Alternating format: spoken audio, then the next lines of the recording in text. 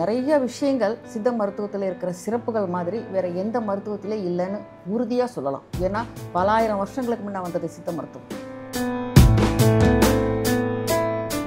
நம்ம நாட்டு தொன்மையான மருத்துவம், நம்ம நாட்டு மருத்துவம் இது. நான் வெளிநாட்டிலலாம் இந்த பேப்பர் ப்ரெசென்ட் பண்ணுறப்போ ஆச்சரியமாக என்னுடைய பேப்பர்ஸ் எல்லாம் அவங்க வாங்கி படிக்க ஆரம்பித்தாங்க. ஒவ்வொரு நாட்டும் படிச்சுட்டு இவ்வளோ இருக்கா இந்தியன் ட்ரெடிஷனல் மெடிசனில். அப்புறம் ஒரு டாக்டர், அதுவும் அந்த ஹிந்துஸ்தான் டாக்டரை கூப்பிடுங்கன்ற, எனக்கு பேர் ஹிந்துஸ்தான்.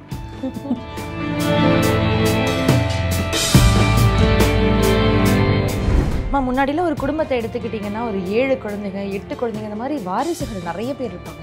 ஆனால் இப்போல்லாம் 1 2 சில பேருக்கு வந்துட்டு அதெல்லாம் குறைஞ்சிருது, மொத்தமாக அந்த விகிதமே குறைஞ்சிருது. இதுக்கெல்லாம் முக்கியமான காரணம் என்னவா இருக்குமா?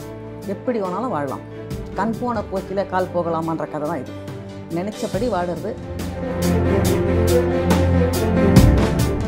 நீங்கள் ஆரம்பத்துலேயே சொன்ன மாதிரி இப்போ எல்லாருமே வந்துட்டு இன்ஸ்டண்ட்டான ரிலீஃப் தான் வேணும் அப்படின்னு சொல்லிட்டு அதை நோக்கி ஓடிட்டு இருக்காங்க. ஸோ சித்தா மெடிசன்ஸ் பொதுவாகவே வந்துட்டு எல்லாத்துக்கும் லேட்டாக தான் ரியாக்ட் ஆகும், ரொம்ப லேட்டாக. இது வந்து கொஞ்சம் பெரிய விஷயம். இரகுலர் மென்சஸ் சொல்கிறது ரொம்ப பெரிய விஷயம். டியூப் பிளாக் கட்டுறது அதை விட பெரிய விஷயம். இப்போ ஜென்ரலாக இப்போ ஒரு தலைவலி வருதுன்னு வச்சுக்கோங்க, நல்லா ஒரு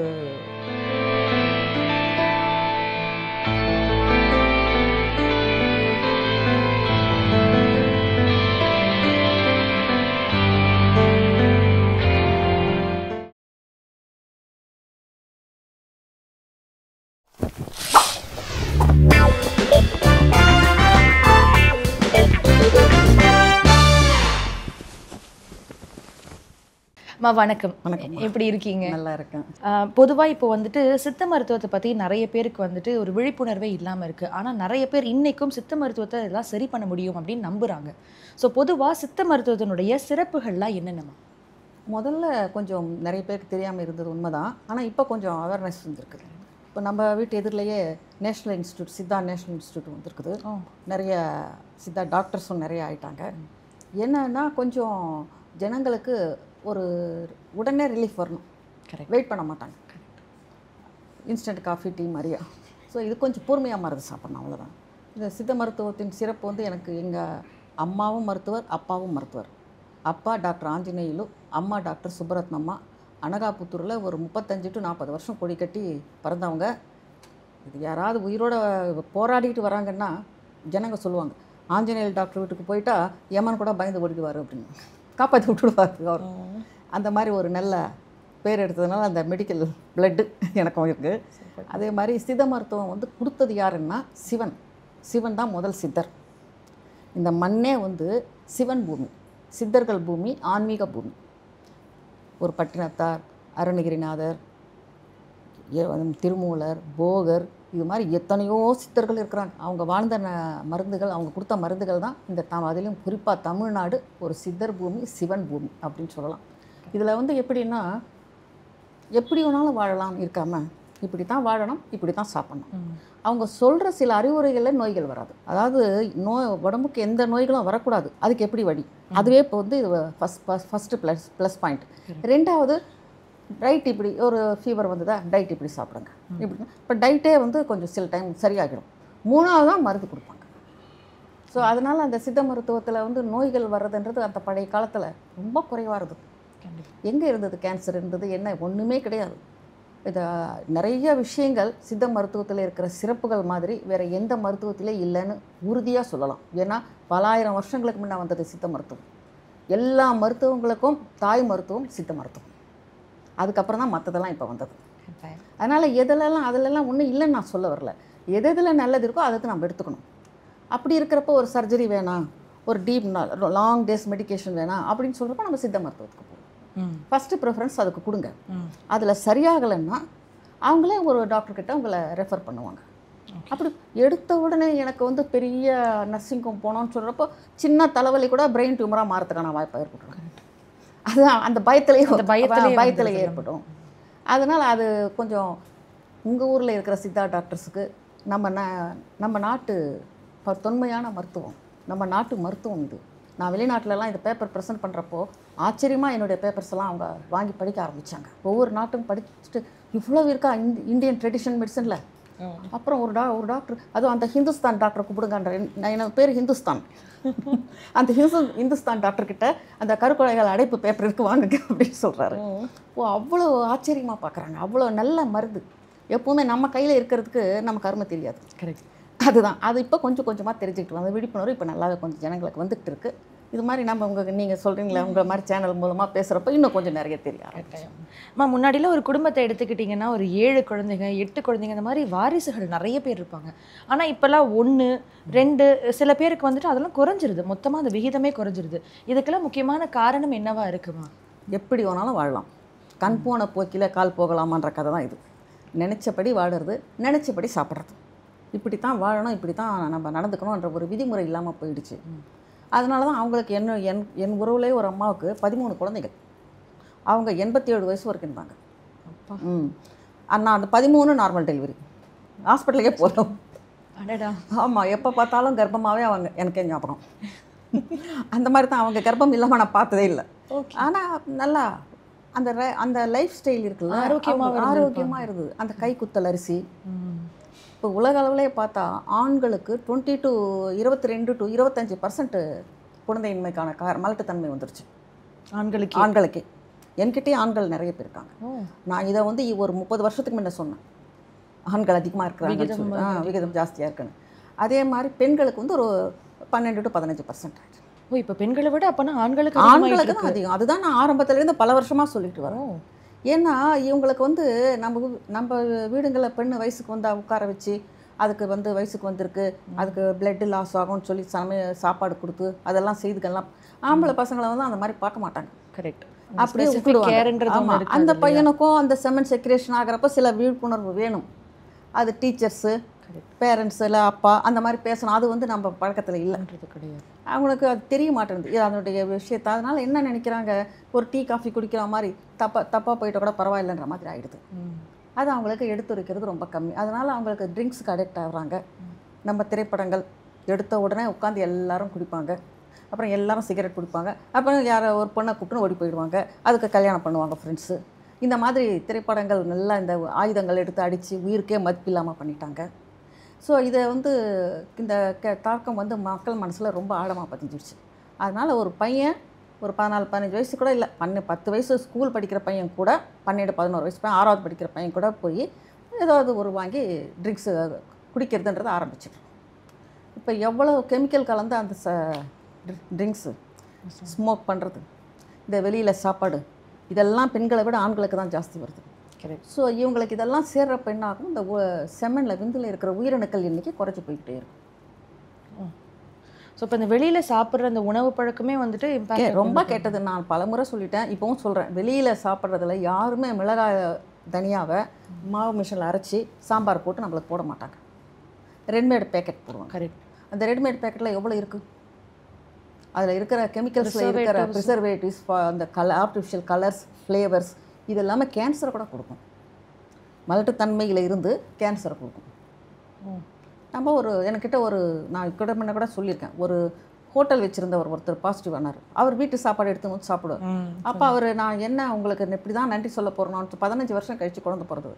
நீங்கள் ஒரு மாவு மிஷினை வச்சுக்கோங்க ஹோட்டலில், மிளகாய் தனியாக அரைச்சிக்கோங்க, மிளகு சீரகம் அரைச்சிக்கிட்டு அந்த ரசம் இந்த சாம்பார் அந்த மாதிரி செய்யுங்க. செய்துக்கிட்டார். செய்துக்கிட்டு என்ன முதல்ல கொஞ்சம் லாபத்தில் கொஞ்சம் குறைஞ்சிது. இப்போ வீட்டு சாப்பாடு மாதிரி இருக்கணும், முதல் வந்த லாபத்தை விட அதிகமாகும். அதுதான், அதனால தான் நான் சொல்கிறேன். நாம் அதுக்காக இப்போ கடையில் வச்சுருக்கிறவங்கெல்லாம் கூட என் மேலே வருத்தப்படலாம். நான் ஹெல்த்து ஃபஸ்ட்டு, மற்ற விஷயங்கள் நெக்ஸ்ட், நம்ம உயிர் தான் ஃபஸ்ட்டு. இந்த எண்ணெயை கூட இப்போ வறுத்து அப்படியே திருப்பி போட்டு திருப்பியும் அதே எண்ணெயில் எல்லாம் எண்ணெயை கொட்ட மாட்டாங்க. ஒரு வாட்டி யூஸ் பண்ண எண்ணெய் யூஸ் பண்ணக்கூடாது. ஸோ இந்த உணவுகள் பெண்களை விட ஆண்களுக்கு ஜாஸ்தி. வெளியில் போகிறாங்க, சாப்பிடணும், ஃபாஸ்ட் ஃபுட், குவிக் ஃபுட், நல்லா ட்ரிங்க்ஸ் ரொம்ப அதிகமாக எடுக்க ஆரம்பிச்சிட்டாங்க. டீ மாதிரி ஆகிடுச்சு. முன்னெல்லாம் ஐயோ குடிக்கிறானா அதிர்ச்சியாக கேட்பாங்க, அவன் குடிக்கிறானா அப்படின்ற மாதிரி ஆகிடுச்சு. அது ரொம்ப தப்பு. சிகரெட் குடிக்கிறது அதோடு சேர்த்து இப்போ கஞ்சா வேற வந்துடுச்சு.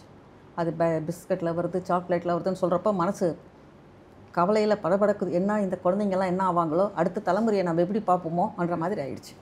ஸோ அந்த உணவு முறைகளையும் நல்ல அதை கட்டுப்படுத்தி வீட்டு சாப்பாடும் கொஞ்சம் நல்ல பழக்க வழக்கங்களை வச்சா இந்த உயிரணுக்கள் குறையிறது இருக்காது, ஓரளவுக்கு நல்லாயிருக்கும். ஏன்னா ஒரு ஆணைக்கு இப்போ செம்மனில் 100% உயிரணுக்கள் இருக்குதுன்னா அணுக்கள் இருக்கும். அதில் 3 விதமாக இருக்கும். உயிரோடு இருக்கிறது, உயிர் இல்லாமல் இருக்கிறது, வளராமல் இருக்கிறது. இந்த ட்ரிங்க்ஸ் எல்லாம் எடுக்க எடுக்க எடுக்க இந்த உயிர் இல்லாமல் இருக்கிறது அதிகமாகிட்டு உயிரோடு இருக்கிறதெல்லாம் குறைச்சிட்டு போயிடும்.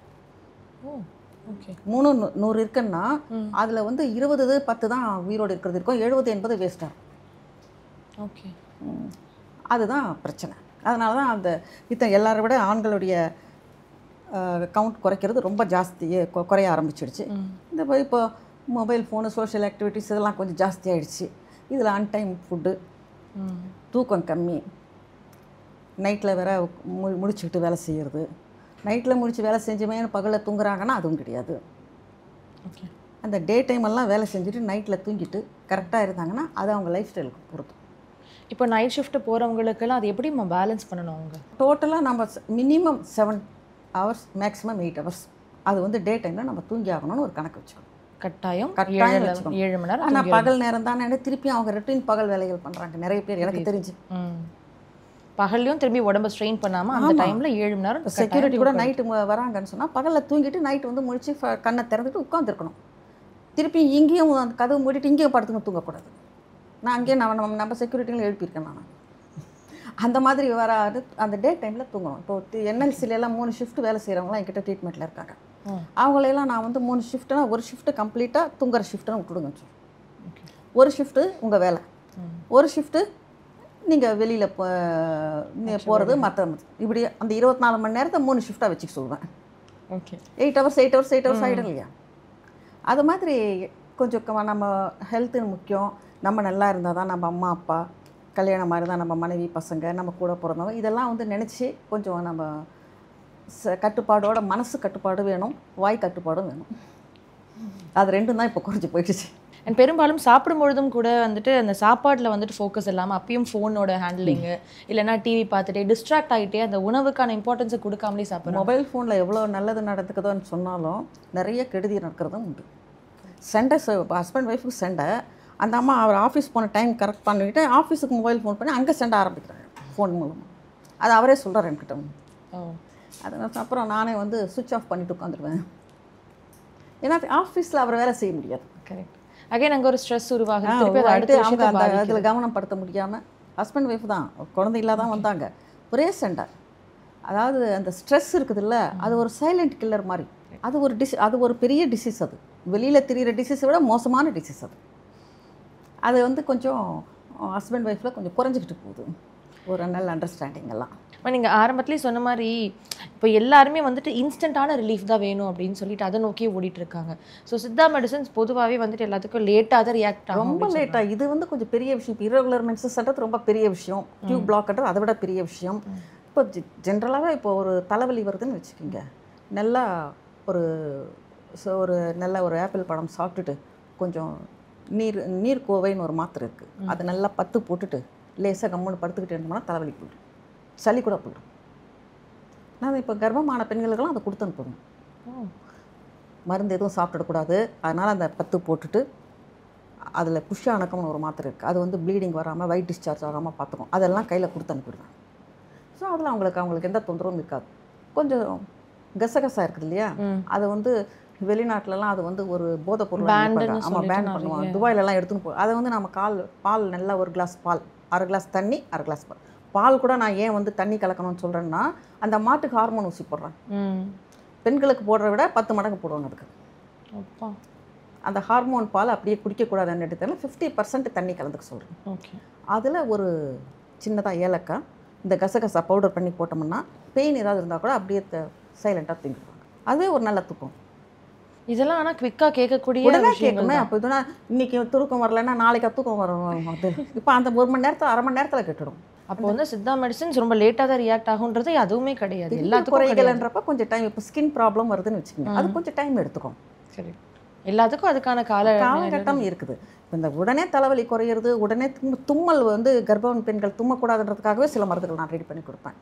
இந்த வல்லாரை மாத்திரை, வல்லாரை சூர்ணமெல்லாம் இருக்குது, இதையெல்லாம் கொடுத்தோம்னா அந்த தும்மல் வராது ஜாஸ்தி. அது ஒரு வாட்டி சாப்பிட்டு சொல்கிறது. ஓகே. தூதுவளை இருக்குது, வாசாரிஷ்டம், ஆடாதோடை, அது அந்த சிரப்பு கொடுத்தோம்னா அது தும்மலே வராது. சளி, கோல்டு, ரன்னிங் நோஸ் இருக்கிறவங்களுக்கெல்லாம் அது வராது. அதெல்லாம் நான் வந்து இந்த கர்ப்பிணி பெண்களுக்கு வரக்கூடாது எனக்கு ஒரு பயம். எனக்கு நடுவில் ஏதாவது கூப்பிட்டாங்கனால எனக்கே முகம் ஒரு மாதிரி ஆகிடும். இல்லை அதெல்லாம் ஒன்றும் இல்லைம்மா, சும்மா எதுக்கு பண்ணோம்னா கொஞ்சம் லேசாக இடுப்பு வலிக்கு தான் அப்படிங்குவாங்க. சரி அப்போ அந்த மாத்திரை போட்டுடுங்க. ஸோ பொதுவாக ஒருத்தவங்க கன்சீவ் ஆனதுலேருந்து அவங்களோட டெலிவரி வரைக்குமே வந்துட்டு நான் இங்கே வந்து டெலிவரி ஆனப்புறமும் நான் 1 இயர் மெயின்டைன் பண்ணுறேன். ஏன்னா தாய்ப்பாலுக்காக. ஓகே. அந்த குழந்தைக்கு 1 இயர் தாய்ப்பால் கொடுத்தோம்னா அந்த குழந்தை நோய் நொடி இல்லாமல் ஆரோக்கியமாக வளரும். அது வரைக்கும் சித்தா மெடிசன்ஸ் இருக்கு. கண்டிப்பாக அதுக்கு மேலேயே இருக்குது. குழந்தைக்கு வந்து நோய் நொடி இல்லாமல் இப்போது ஒரு குழந்தைக்கு கல்யாணத்துக்கு ஒருத்தர் வந்தார். அவர் சொன்னார், ஈரோடு நினைக்கி, அவர் வந்து நாங்கள் இந்த குழந்தைய ஒரு 3 வாட்டி தான் ஹாஸ்பிட்டலுக்கு கூப்பிட்டு போயிருக்கோம் இது வரைக்கும். இந்த டயட் கொடுக்குறாரு. ஓகே. இன்னொன்று என்ன பண்ணுவாருன்னா கரெக்டாக வருஷத்துக்கு 2 வாட்டி அல்லது 3 வாட்டி குழந்தைக்கு சளி பிடிக்காமல் இருக்கிறதுக்கு, நல்ல ஞாபக சக்தி இருக்கிறதுக்கு, நல்லா படிக்கிறதுக்கு, ஹெல்த்தியாக இருக்கிறதுக்கு மருந்து கொடுங்கன்னு வாங்கிக்குவார். சரி நான் கொடுத்து அனுப்புவேன். கடைசி வரைக்கும் வாங்கினே இருக்கிறப்ப கல்யாணம் வரைக்கும் வாங்கிட்டார். அப்போ தான் சொன்னேன் கல்யாணம் பண்ணிவிட்டு விட்டுடுங்க அப்படின்னு சொல்லி. அதனால தான் அவ்வளோ ஹைட்டாக வந்திருக்கு. அவர் கொஞ்சம் அவங்க குடும்பத்தில் கொஞ்சம் ஷார்ட்டு, அந்த பொண்ணு ரொம்ப நல்ல ஹைட்டு, கலரும் நல்லா இருக்குது.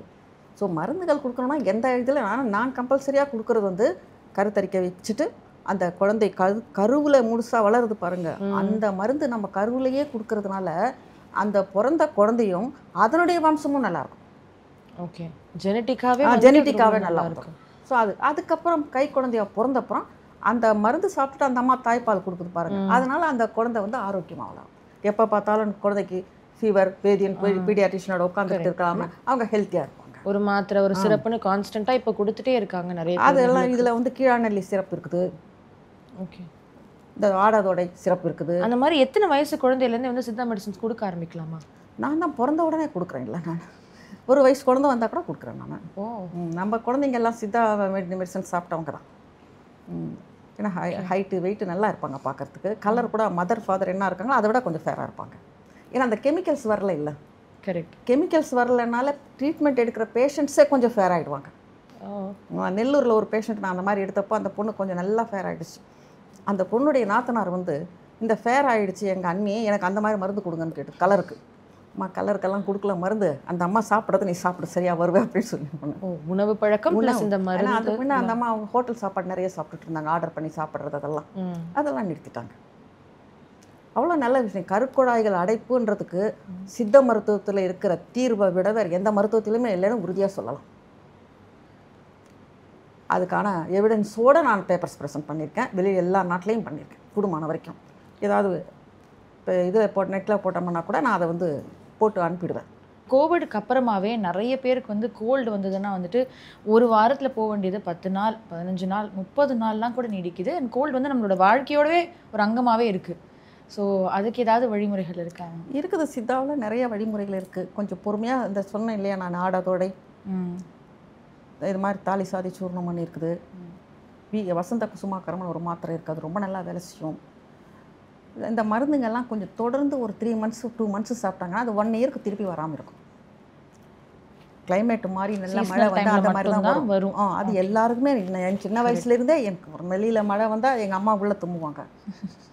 அதான் எங்கள் அம்மா தும்புறாங்கம்மா வெளியில் மழை வரப்போகுதுன்னு வர அப்பா, அந்த அவங்களுக்கு அந்த கோல்டு அந்த காற்று வந்தாலும் அது தெரிஞ்சுக்கும். அது ஒரு இயல்பு. அது சீசனல் டைமில் வர்றது, மற்ற டைம்லலாம் வந்துட்டு வராது. முதல்ல இப்போ நோய் கோரோஜன் ஒரு மாத்திரை இருக்குது, அது போட்டோம்னா நல்ல தொடர்ந்து வருஷக்கணக்கில் இருக்கிற கோல்டு, ரன்னிங் நோஸ், தும்மல் அதெல்லாம் குறைச்சிடும். அது ரொம்ப நல்ல மாத்திரை மருந்து. இப்போ வந்து மேஜிக் மாதிரி ஒரு நாள் சாப்பிட்டா நாளைக்கு சரியாயிடணும்னா அது ஆகாது. இப்போ வெயிட் கூட குறையிறவங்களுக்கு கூட ஒரு நாள் மருந்து சாப்பாடு சாப்பிட்டுட்டு நாளைக்கே நான் குறைச்சிட்டேன்னா முடியாது. அவங்கள மினிமம் 3 months மேக்ஸிமம் 6 months சாப்பிட்டா தான் அவங்க ஒரு 4-5 kilos குறை முடியும். ஆனால் கிராஜுவலாக குறைக்கிறது நல்லது. கண்டிப்பாக அந்த கிராஜுவலாக குறையிறது நாளைக்கு அவங்களுக்கு குழந்தை பிறந்துட்டா கூட அவங்க ஏற மாட்டாங்க. ஓகே. இந்த ஜிம்முக்கு போயிட்டு உடனே இதெல்லாம் பண்ணி 10 கிலோ 20 கிலோ செய்கிறாங்களே அதெல்லாம் இதில் வராது. ஜிம்முக்கு போக வேண்டிய அவசியமே கிடையாது, நடந்தால் போதும். அதுலேயும் நடந்து கடலோரம் குடியிருக்கிறவங்களா இருந்தால் கடலோர காற்றுல நடந்தாங்கன்னா ரொம்ப நல்லது.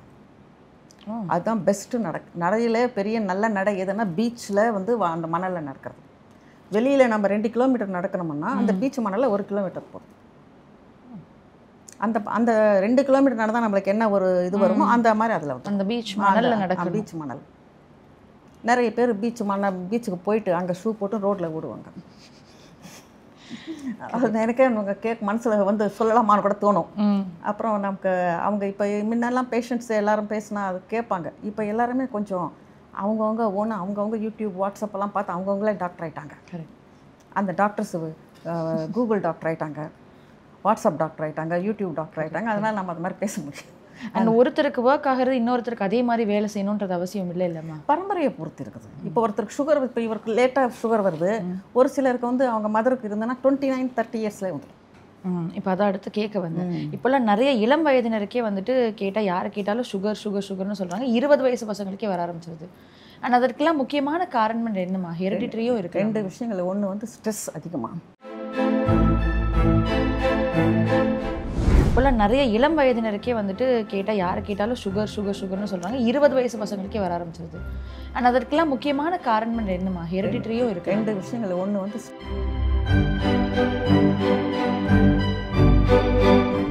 என்னென்ன மாதிரியான விஷயங்கள்லாம் வந்துட்டு இந்த மாதிரி ஆண்களுடைய இந்த உற்பத்தி திறனை வந்துட்டு குறைக்கும்? பாதிக்கிறது வந்து சின்ன வயசில் போடுற அம்மை, சிக்கன் பாக்ஸ், குட்டாலம்மை, இந்த மம்ஸ் வந்துச்சுன்னா உயிரணுக்கள் சுத்தமாக அறவே போயிடும்.